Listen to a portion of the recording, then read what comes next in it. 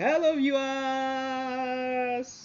welcome to my YouTube channel. If you are new to this channel, please do well to subscribe to my YouTube channel. Yes, do well to subscribe to my YouTube channel because I have load of packages for you, load of content for you relating to law. I discuss interesting legal issues, legal topics on this platform. Yes, I know you don't want to miss out.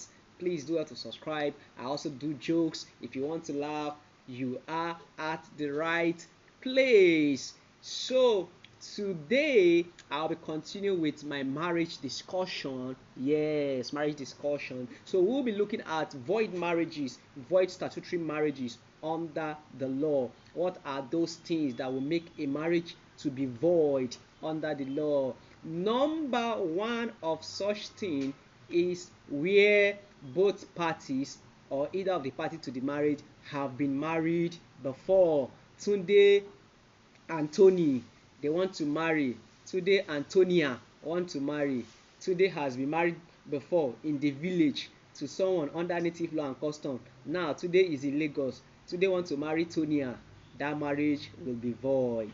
Yes. Another thing is where the two people are related by blood, that or by marriage, that is prohibited a degree of consanguinity and affinity, where such happened and they did not get the necessary approval. Yes, I discussed that in the previous video. There must be approval from a judge, authorizing that kind of marriage to take place in very exceptional circumstances.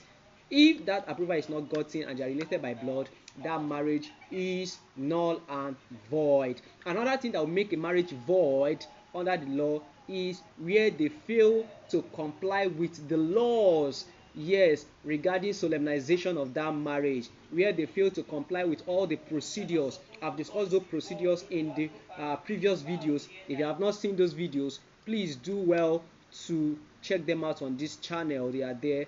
If they fail to comply with all the provisions of the law, that marriage will be void. Another thing that will make a marriage void under the law is if there is no real consent of the parties to the marriage.